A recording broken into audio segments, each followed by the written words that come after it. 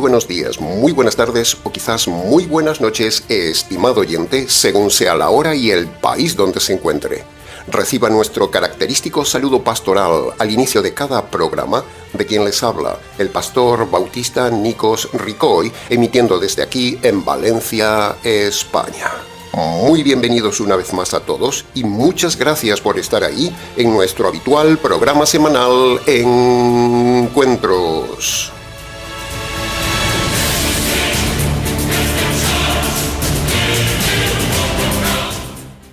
Estamos ya, estimado oyente, en la 10ª y última partida de este ajedrez doctrinal, donde hemos venido dando jaque a los divorcistas en cada una de las jugadas argumentales. Qué gozo es, estimado oyente, derribar en estas partidas de ajedrez doctrinal cada una de las piezas de los perversos divorcistas, y qué gozo es también como peones darles jaque a estos reyes, alfiles y torres muy seguras del divorcismo.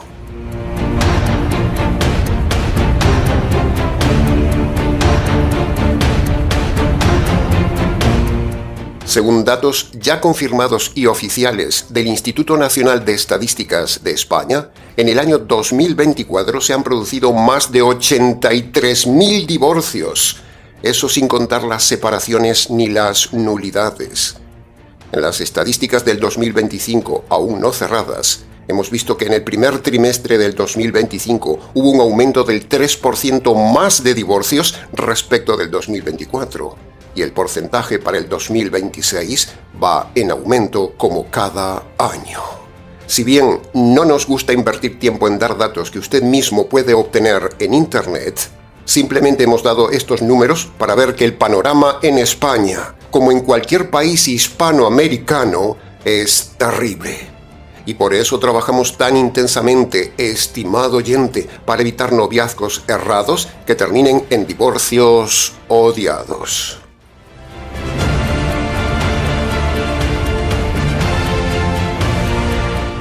En el día de hoy cerraremos esta partida de ajedrez doctrinal con las últimas jugadas donde daremos jaque mate a los divorcistas. Bien, como el programa de hoy es largo y el tiempo corre, entremos en materia.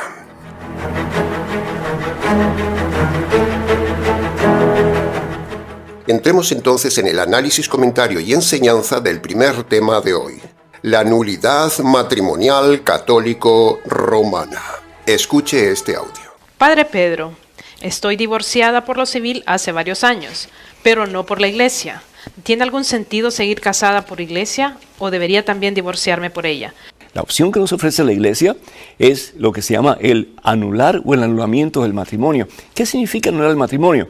¿No es eso igual que el divorciarse? Por supuesto que no. Cuando la iglesia anula una relación matrimonial, lo que está diciendo la iglesia es que ahí verdaderamente nunca hubo un sacramento, nunca hubo un matrimonio cristiano o de acuerdo a la voluntad de Jesucristo.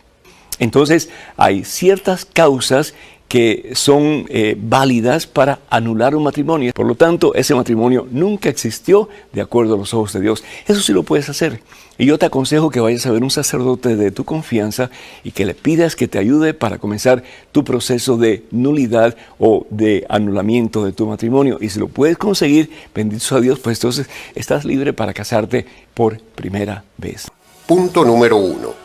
Si bien la Iglesia Católica presume de no defender el divorcio, la muy soberbia ha inventado una variable del divorcio para presumir de única y verdadera.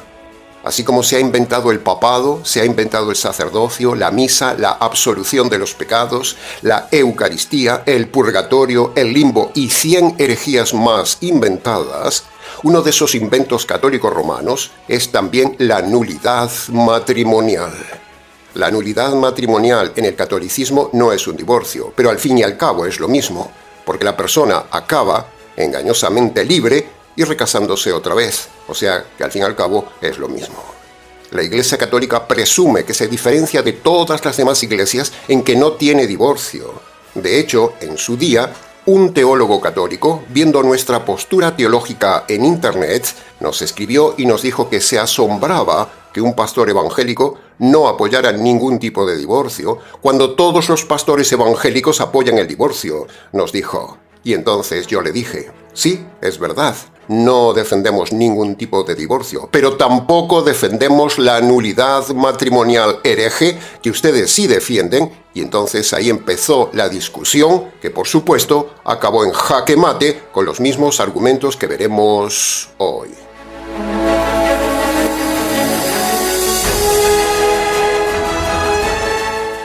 La nulidad matrimonial católico-romana es un sofisticado entramado de argumentos inventados, pero sobre todo sin base bíblica. La Iglesia Católica, para defender su postura, afirma que determinados matrimonios, según criterio de ella por supuesto, nunca existieron. Por lo tanto, no son un matrimonio verdadero delante de Dios. Así lo concibe la Iglesia Católica, pero no lo concibe la palabra de Dios, porque la Iglesia Católica no es la palabra de Dios. Más bien es un entramado religioso de doctrinas de demonios, como decía Pablo.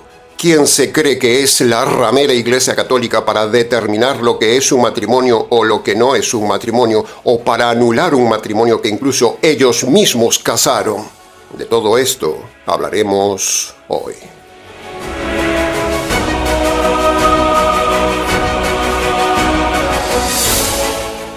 Punto número 2.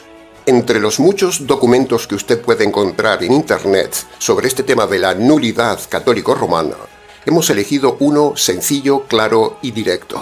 El Catecismo de la Iglesia Católica que, en el apartado número 1629, usted puede ver allí cómo se confirma y afirma explícitamente que la Iglesia Católica tiene la potestad de declarar la nulidad de determinados matrimonios. Es decir, que en algunos casos el matrimonio nunca existió, dicen ellos.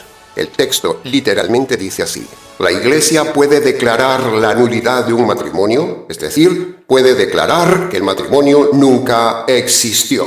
Palabras textuales del Catecismo en el apartado 1629. Según el derecho canónico católico romano, un matrimonio puede ser declarado inválido si en alguno de los contrayentes había estas razones subjetivas. Por ejemplo, inmadurez, falta de libertad, mala intención, falta de fe, o si existía algún otro impedimento que ellos consideren. La Biblia, el manual jurídico del matrimonio, no enseña nada parecido respecto a la nulidad matrimonial. No vemos tampoco a Pedro, el supuesto primer papa, en ninguna parte del Nuevo Testamento, anular ningún matrimonio. Jesús no habla nunca de anular matrimonios. Y Pablo, el apóstol que más habla del matrimonio, tampoco nombra nunca la nulidad matrimonial, ni que el matrimonio sea un sacramento, como dice la Iglesia Católica. Ni tampoco Pablo dice nada que un matrimonio pueda declararse inexistente. Punto número 3. La Biblia muestra matrimonios reales y válidos que incluso comenzaron mal. Ya hemos hablado en el programa pasado de Adán y Eva. Ya hemos hablado de Oseas y Gomer.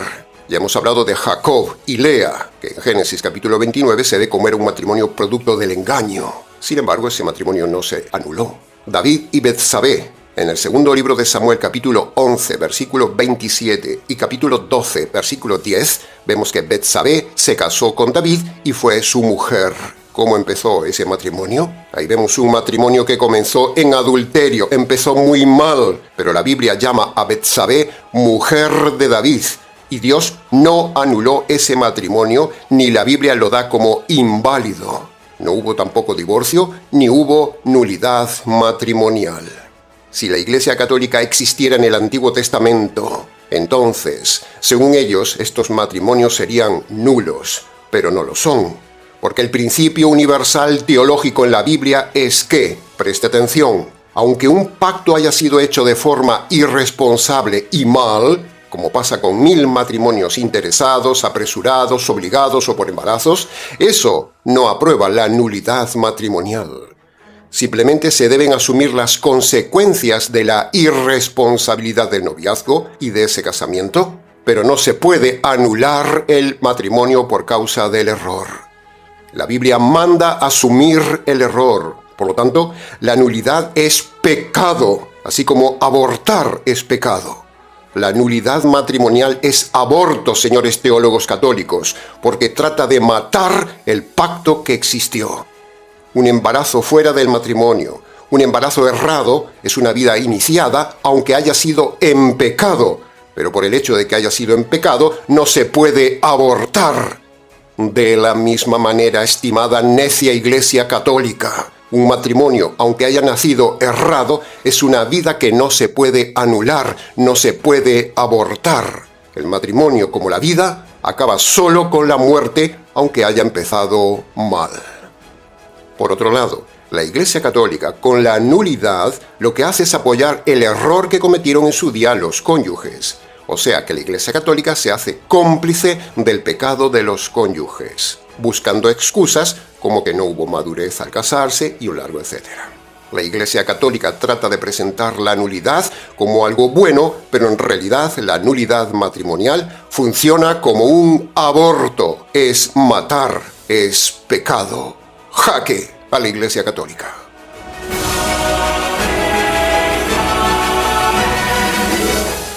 Punto número 4. Como hemos dicho varias veces, teológicamente hablando, un matrimonio se constituye por el libre albedrío de los contrayentes y por los 3 elementos bíblicos para la validez de un matrimonio ante Dios.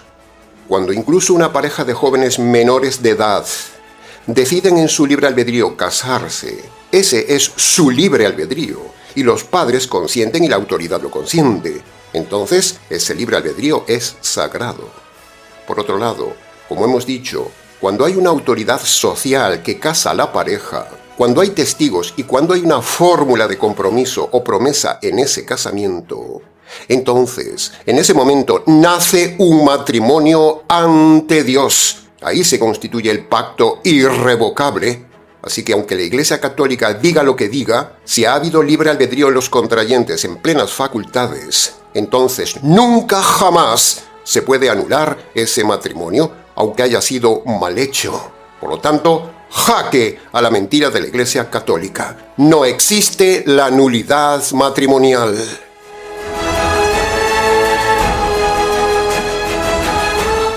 Punto número 5. Ahora, razone conmigo esto que le voy a decir muy importante. Le ruego que preste atención, se lo insisto.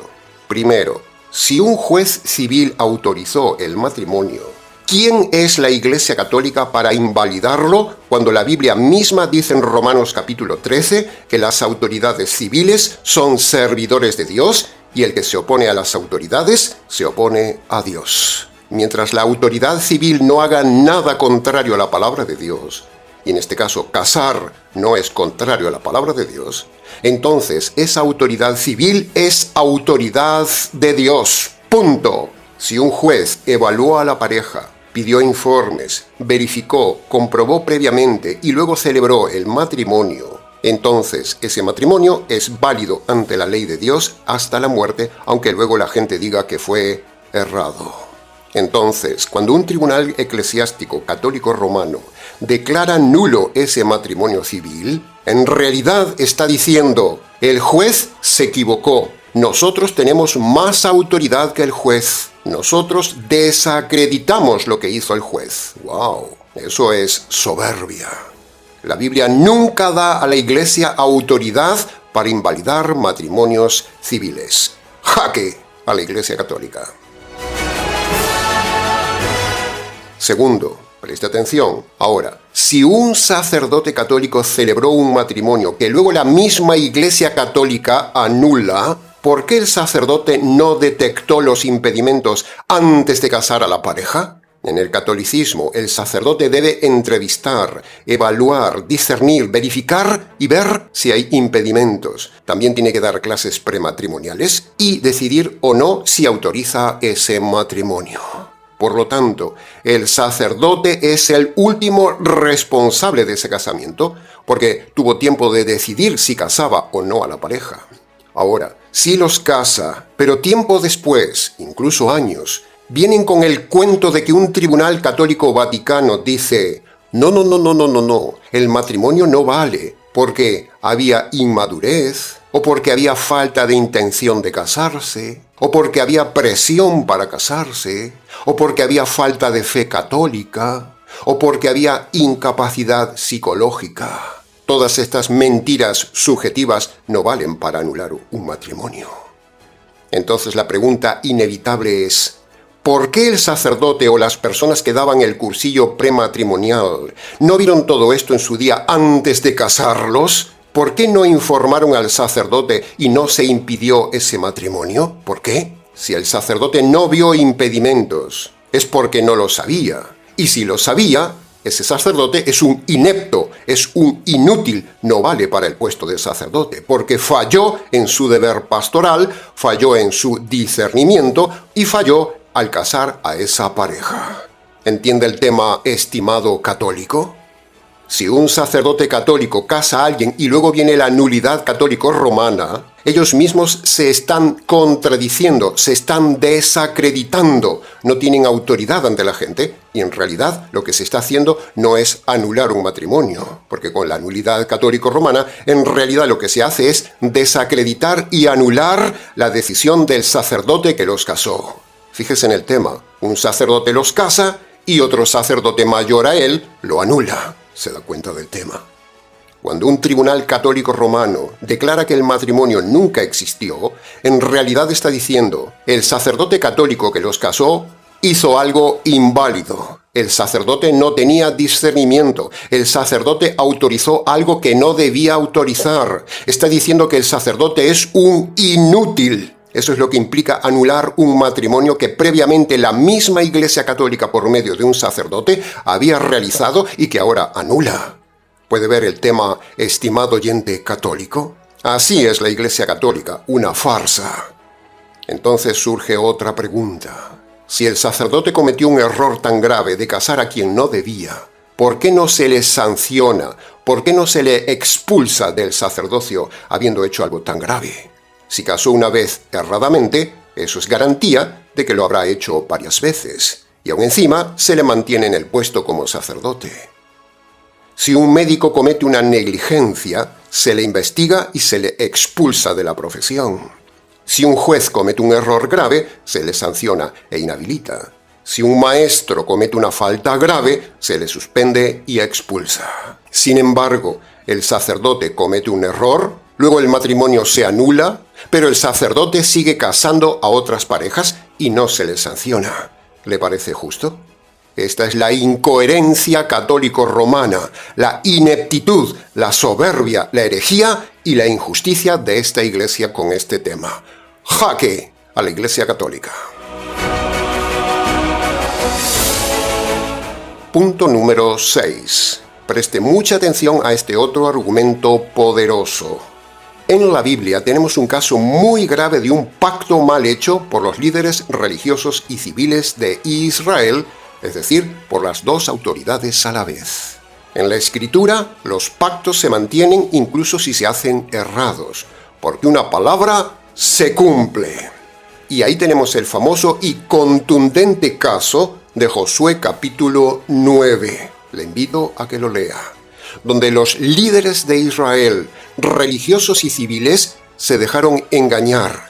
Hicieron un pacto errado con los astutos y mentirosos gabaonitas y quedaron atados para siempre por ese pacto mal hecho. Y luego, cuando Israel se dio cuenta del error y quisieron anular ese pacto, Dios se lo prohibió. En Josué capítulo 9 vemos un pacto incluso con falta de juicio, falta de análisis del tema, falta de investigación, falta de consultar a Dios. Fue hecho a la ligera e incluso hubo astucia de una de las partes contrayentes para salirse con la suya, como dice el texto, y hubo presión por parte de los gabaonitas para hacer pacto cuanto antes de paz con Israel.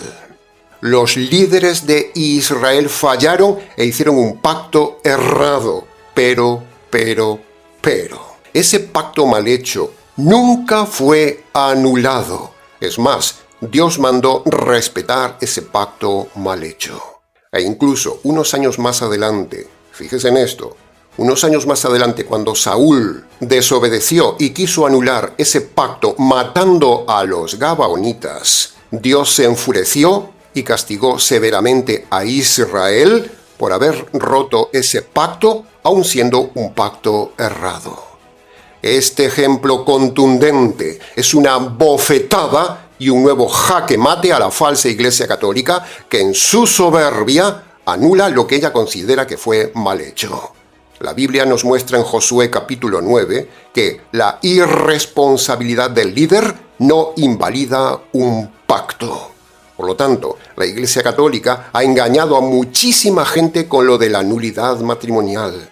En realidad no se ha anulado nada. Esas parejas aún siguen casadas y si se han recasado están en pecado, están en adulterio, están camino de la condenación. Incluso la cosa no queda ahí, sino que también le han cobrado una gran cantidad de dinero por la nulidad como un negocio que es. La nulidad y el divorcio son un negocio. El tema es grave, estimado oyente. Jaque a la Iglesia Católica.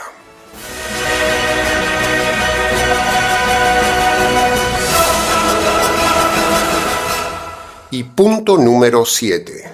La nulidad no es apostólica ni es neotestamentaria. Ya vimos el tema en el Antiguo Testamento y ahora veamos algo en el Nuevo Testamento. Hasta el año 1140 no se conocía la nulidad matrimonial ni siquiera en la Iglesia Católica, sino que, histórica y documentalmente, la nulidad aparece recién por primera vez, como hemos dicho, en el año 1140 con el decreto de Graciano, el monje católico canónico romano. Luego, con el paso del tiempo, el tema de la nulidad va tomando auge poco a poco, se desarrolla como es lógico, y los teólogos católicos la expanden para llegar al Concilio de Trento, donde ahí se consolida y se introduce la forma canónica oficial de la nulidad matrimonial. ¿Se da cuenta del tema? ¡Jaque a la Iglesia Católica! Conclusión de todo esto que hemos dicho. Anular un matrimonio es colocarse por encima de la Biblia, por encima de la evidencia y, en última instancia, por encima de Dios. Todo este invento de la nulidad matrimonial solo es una forma más de ejercer poder espiritual demoníaco sobre las almas con esta doctrina de demonios. Jaque mate a la hereje Iglesia Católica.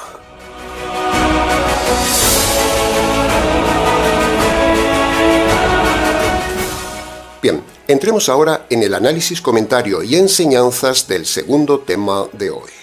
En estos 10 programas del tema del noviazgo, matrimonio y divorcio, algunas personas nos han escrito que hemos hablado desde la insensibilidad, que hemos hablado con frialdad, con arrogancia, con odio, con rencor y hasta con falta de amor. Pero eso no es así, estimado oyente. El asunto es que, cuando alguien no puede con el argumento que damos, entonces tratan de atacarnos inventando algo personal, como en este caso diciendo que no tenemos misericordia, que tenemos falta de amor o que no podemos juzgar a otros pastores. Esa vieja estrategia, muy cobarde y muy sucia, porque implica que, como no pueden contra el argumento que damos, entonces tratan de desacreditar a la persona. Cuando no puedas contra el argumento de tu enemigo, ataca su persona. Esa es la estrategia. Llevamos muchos años, estimado oyente, muchos años hablando desde el estudio técnico, desde la responsabilidad de un pastor y un ministerio, desde el dolor de ver a personas engañadas. Hablamos desde la carga de ver vidas destruidas por causa de estos sinvergüenzas líderes. Venimos hablando desde la convicción de que la verdad bíblica debe ser proclamada. Hablamos con el corazón desde la obligación moral de advertir a los hombres sobre estas doctrinas que los llevan a la perdición eterna. Hablamos desde la seguridad, hablamos desde el amor decisional hacia usted. Hablamos desde la indignación de ver a estos lobos como descuartizan las almas y hablando como si fuéramos una réplica de la ira de Dios. Así hablamos.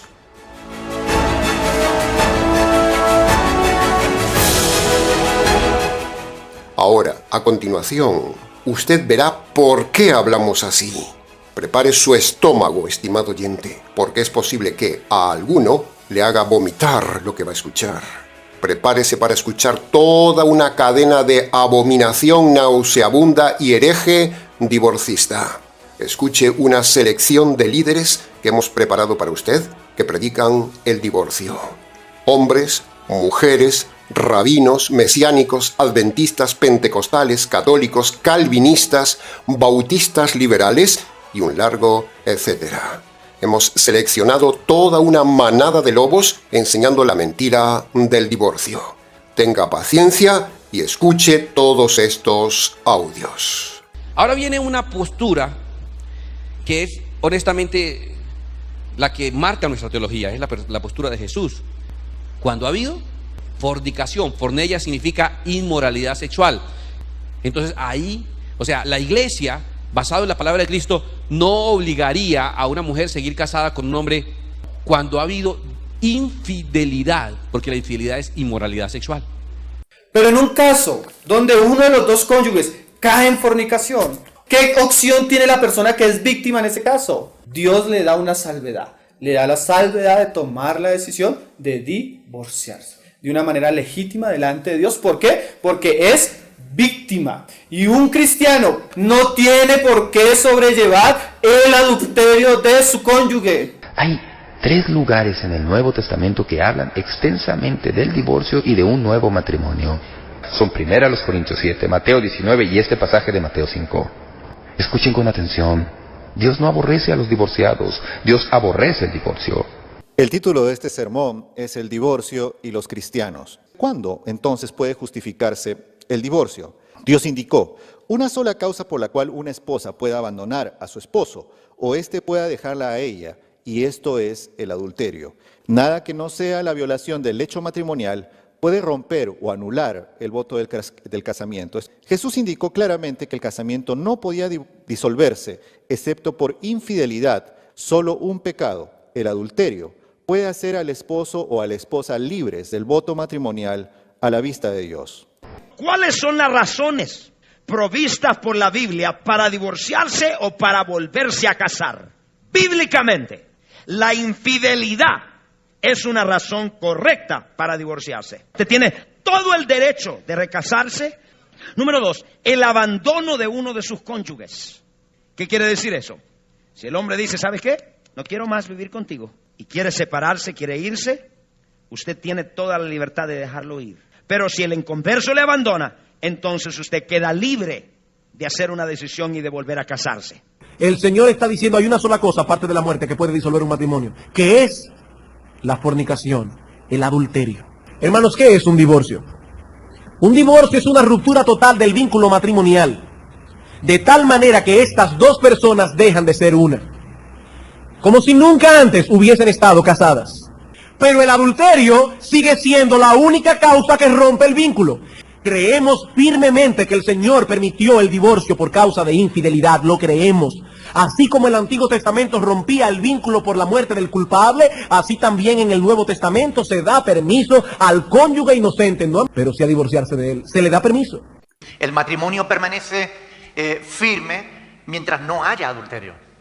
En el momento que hay adulterio, la persona que es inocente es libre de ese matrimonio, porque la otra persona rompió el pacto matrimonial y tendrá que dar cuenta delante de Dios. ¿Cuál es vuestro pecado? Se miraron el uno al otro y me dijeron, es que no estamos casados. ¿Cuántos años llevan juntos? 15. ¿Y ustedes no están casados? No. ¿Y quién les ha dicho eso? Porque el matrimonio no es la ceremonia.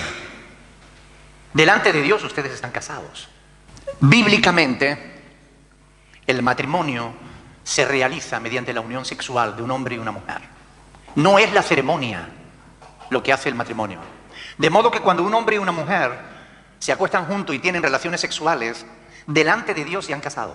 Si fuera la mujer, si ésta comete adulterio con un hombre, siendo ella arrastrada a ligarse sentimentalmente hablando con aquel hombre que no es su marido, pues el esposo tiene el derecho establecido por el Señor para darle carta de divorcio, y esto es respaldado por la palabra de Dios.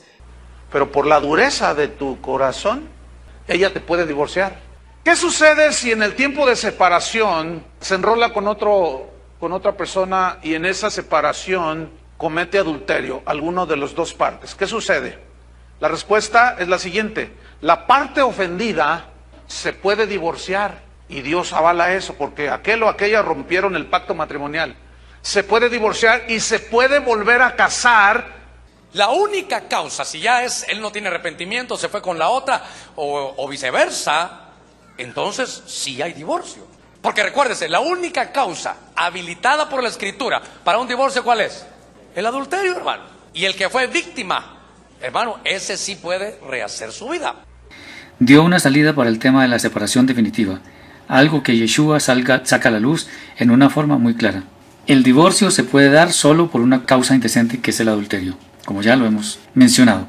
En Jeremías 3:8, de adulterio espiritual por parte de Israel con ídolos, él finalmente dice: me voy a divorciar de ustedes. Dios se divorció de Israel por adulterio espiritual. Que el único causal del divorcio es la infidelidad sexual. Mateo 19:9 dice: a menos que la esposa le haya sido infiel.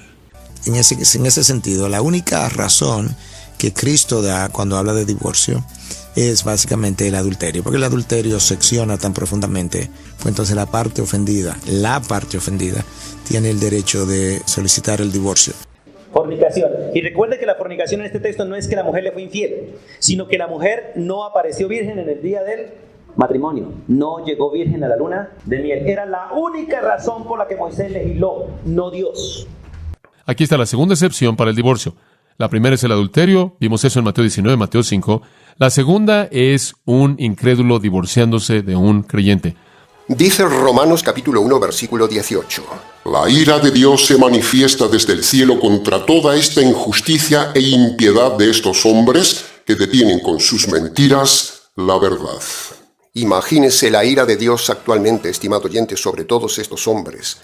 Una ira solo contenida por la paciencia de Dios. Por eso, aproveche esta oportunidad de hoy, estimado oyente divorcista, para convertirse y abandonar esta mentira de la permisividad del divorcio, porque cuando la paciencia de Dios llegue a su fin sobre su vida, empezará la ira de Dios sobre usted y esta gentuza serán estremecidos por la ira de Dios y les caerá implacablemente la justicia de Dios por toda la eternidad de Dios por engañar a los hombres con estos temas.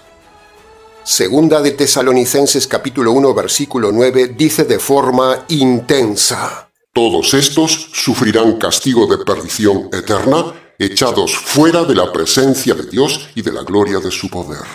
Y segunda de Tesalonicenses capítulo 2 versículo 10 al 12 dice: por cuanto no quisieron recibir la verdad que les hubiera salvado, entonces Dios les envía un poder engañoso para que crean la mentira, a fin de que sean condenados todos los que no creyeron la verdad, sino que se complacieron en la injusticia.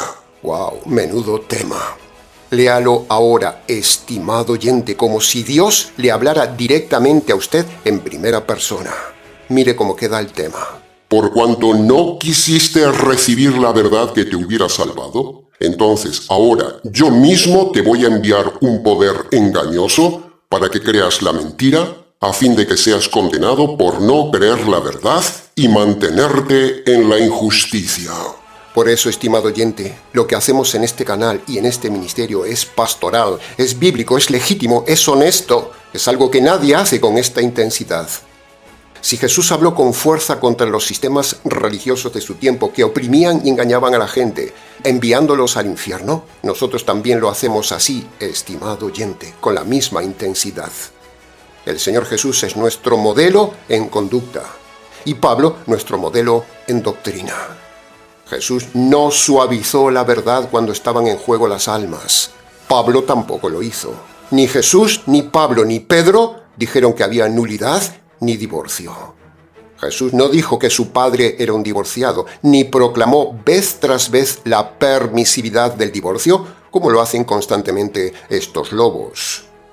Somos implacables en la doctrina, estimado oyente, pero créame, somos también cálidos en lo personal. Nuestra experiencia pastoral de tantos años viendo esta desgracia del divorcio despierta nuestra pasión por la verdad, despierta nuestra responsabilidad espiritual, nuestra prioridad por las almas y despierta nuestra vocación de servicio. Y así se ha construido el Ministerio Tinajas, un ministerio único de ayuda social y espiritual, llenando a cada persona con el agua fresca y limpia de la verdad en Internet. La indignación que usted puede percibir a veces en nuestro tono de voz y en nuestras palabras no es humana, es divina, es legítima, es bíblica, es radical contra la doctrina de los lobos divorcistas. No es rabia, no es odio, no es orgullo. No podemos tener eso, estimado oyente, eso es pecado. Pero sí podemos tener dolor, un gran dolor por las almas engañadas. Tenemos celo por la verdad, tenemos una ira santa y tenemos verdadera responsabilidad pastoral ante personas engañadas, matrimonios destruidos, conciencias manipuladas y doctrinas falsas que llevan a decisiones trágicas, a vidas arruinadas aquí y vidas arruinadas en la eternidad.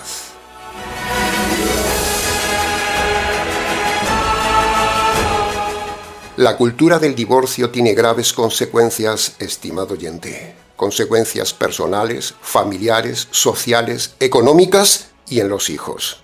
El divorcio es una plaga mundial y una plaga metida en las iglesias. Los hijos reciben el modelo de sus padres y luego tienden a repetir el mismo fallo que sus padres. No como una maldición generacional, no. Las maldiciones generacionales no existen, sino que los hijos repiten de sus padres porque simplemente son el único modelo que ven, el falso modelo cristiano moderno. Sin embargo, a pesar de lo nefasto que es el divorcio a todos los niveles, los líderes religiosos siguen promoviendo el divorcio, porque si se ponen en contra del divorcio, se quedan sin negocio. La verdad nunca tuvo muchos seguidores, estimado oyente. Esa es la estadística que se ve a lo largo de toda la historia y en la Biblia, y también en el día de hoy. La verdad nunca tuvo muchos seguidores.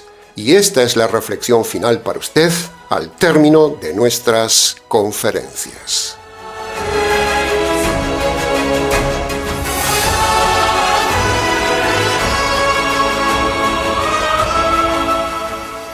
Ahora, al terminar esta conferencia, no podemos dejar el mensaje abierto y debemos cerrarlo con un llamado redirigido al punto clave de toda enseñanza pastoral: el perdón de los pecados y la salvación de su alma. Para que usted sea perdonado por haberse dejado engañar por las iglesias divorcistas, para que usted sea perdonado por no haber consultado la Biblia sobre el mal consejo de los pastores divorcistas, para que usted sea perdonado por haber puesto el divorcio o firmar el divorcio, para que usted sea perdonado de la egolatría de pensar solo en sí mismo, en su felicidad y en sus hormonas, más que en obedecer la palabra de Dios, para que usted sea perdonado del adulterio por haberse casado siendo divorciado y aún sin haber fallecido su cónyuge, para que usted sea perdonado por el mal testimonio que ha dado de llamarse cristiano y divorciarse, y por haber dado mal testimonio ante sus hijos con su divorcio, para que usted sea perdonado por los pecados de fornicación que usted cometió antes de casarse, para que usted sea perdonado del pecado de relacionarse en noviazgo con quien no debía, para que usted sea perdonado por el pecado de casarse con quien no debía y por creerle a su pastor lo que no debía, para que usted sea perdonado del pecado de buscar la nulidad en su matrimonio, para que usted sea perdonado de haber creído la blasfemia de que Dios es un Dios divorciado. Por todos estos pecados cometidos relacionados con este tema, y para que sean perdonados también todos los demás pecados de su vida cometidos desde su juventud hasta ahora, y para que su alma sea librada del castigo eterno, para todo esto, Dios le ofrece hoy la esperanza y la posibilidad de ser perdonado por medio de la obediencia de los dos requisitos que el mismo Señor Jesús, el creador del matrimonio, le ofrece a usted en Marcos capítulo 1, versículo 15. Escuche con atención, porque en ello le va la vida. Primer requisito para el perdón de sus pecados y la salvación de su alma. usted debe hacer una lista concreta, escrita y detallada de los pecados más sobresalientes hechos desde su juventud hasta ahora. Luego, usted debe reconocer ante Dios el juez que usted es culpable, responsable y delincuente ante Dios por haber roto la ley de Dios. Luego, preséntese ante Dios el juez con esa lista y reconozca esos pecados uno a uno ante Él. Usted debe humillarse ante Dios, estimado oyente, y debe tomar el tiempo de reconocer esos pecados de forma concreta. Eso es el arrepentimiento. El segundo requisito es creer el Evangelio, y esto tiene también varias partes. Primero, usted debe reconocer que merece recibir la justicia de Dios por sus pecados. Segundo, usted debe reconocer que esa justicia que usted merecía le cayó al inocente Señor Jesús en la cruz. Y tercero, usted debe ahora apropiarse por la fe de esa justicia caída sobre el Señor Jesús. Cuando usted obedece por orden todos y cada uno de estos pasos que le hemos explicado con detalle, usted será perdonado de todos sus pecados, será salvo de la condenación eterna, todos sus pecados quedarán olvidados ante Dios, Dios lo declarará jurídicamente inocente y un día usted podrá entrar al reino de los cielos. Ahora, pastor, ¿cómo se obedecen estos dos requisitos de Marcos? Bueno, nuestro consejo pastoral es que vaya a su habitación, cierre la puerta, descálcese en señal de reverencia y póngase de rodillas delante de Dios el juez. Y allí obedezca los dos requisitos tal como se los hemos detallado antes. Y no se levante de esas rodillas sin darle gracias a Dios por la verdad. Cuando usted obedece estos pasos con convicción, con decisión, con seguridad y no repitiéndolos como un loro, como lo hacen con la oración del pecador, entonces Dios le perdonará todos sus pecados. Amén, aleluya.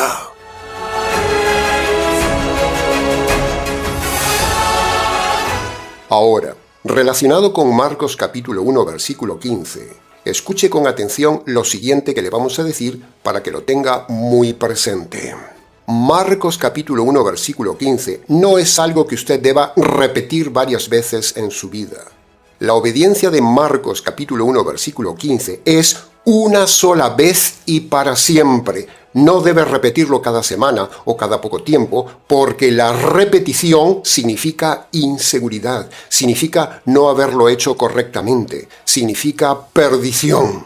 Así que entre seguro en su habitación una sola vez, obedezca firme y seguro estos requisitos de Marcos 1:15 y salga seguro y salvado de esa habitación. Entre seguro y salga seguro. Luego, si quiere, venga y cuéntenoslo. Esto que le hemos dicho es el verdadero método de salvación. No existe otro. Sin embargo, escuche este audio. Si alguien hoy quiere aceptar a Cristo, repite conmigo: yo acepto a Jesucristo como mi único Salvador y Mesías. Escribe mi nombre en el libro de la vida y límpiame de toda maldad. En el nombre de Jesús. Amén. Si has hecho esta oración, la Biblia dice que si confesamos con nuestra boca que Jesús es Señor y creemos en el corazón, seremos salvos. Bienvenido a la familia de la fe. Dios te bendiga. Este modelo que usted acaba de escuchar es el de un lobo que precisamente ha sido metido en la cárcel por inmoral y es defensor del divorcio y del recasamiento del divorciado. ¡Jaque mate a todos los divorcistas!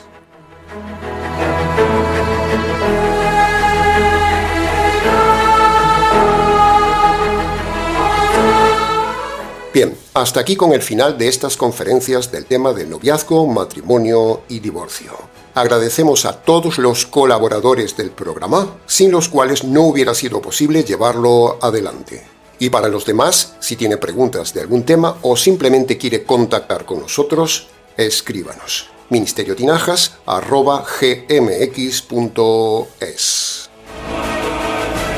Ahora, para terminar, le animamos entonces, estimado oyente, a colaborar y apoyar al Ministerio Tinajas. Le informamos también que hemos publicado un libro titulado Noviazgo, Matrimonio y Divorcio que usted puede adquirir en Amazon. Tiene abajo en la descripción del vídeo la forma de conseguirlo. Muchísimas gracias por su colaboración. Bien, nada más por hoy, estimado oyente. Les ha compartido esta intensa serie quien les habla, el pastor y expositor bíblico Nikos Ricoy, emitiendo desde aquí, en Valencia, España. Será entonces con el gusto de siempre, hasta el siguiente mensaje, aquí en nuestro habitual programa semanal Encuentros.